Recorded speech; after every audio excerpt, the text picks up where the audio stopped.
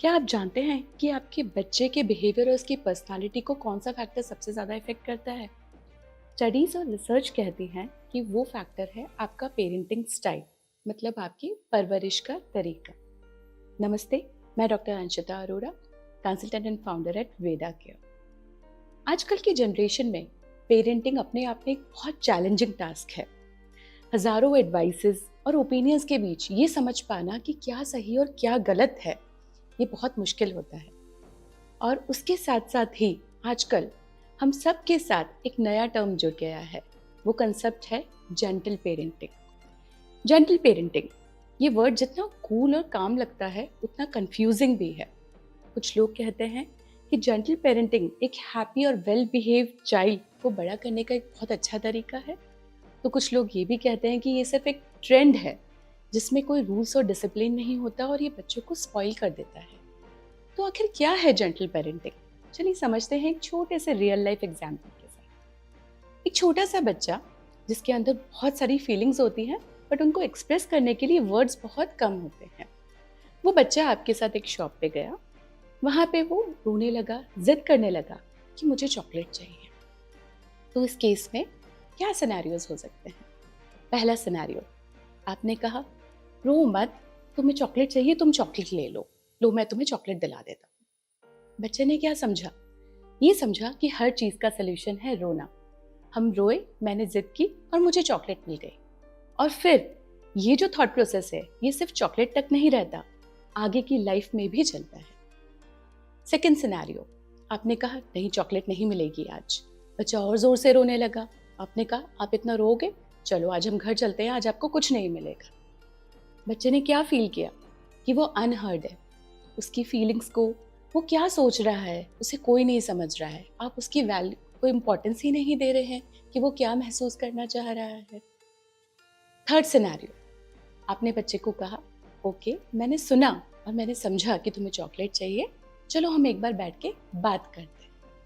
जब बच्चा थोड़ा स्ट्रेसफुल होता है या उसे किसी चीज को चाहिए होता है या अपसेट होता है, तो उसका इमोशनल ब्रेन बहुत एक्टिवली काम कर रहा होता है और उसी समय उसका जो थिंकिंग ब्रेन होता है वो उसको सप्रेस कर देता है। तो जब आपने बच्चे को कहा कि हाँ मैंने सुना और मैंने समझा कि तुम्हें चॉकलेट चाहिए, पर चलो पहले बैठ के बात करते हैं, तो उसका इमोशनल ब्रेन एकदम से थोड़ा स्लो होता है और उसका लॉजिक या थिंकिंग ब्रेन काम करना थोड़ा फास्ट कर देता है। तो ऐसे समय पर जब उसका लॉजिकल ब्रेन ज्यादा काम करता है, तब आप उससे आगे की बात कर सकते हैं।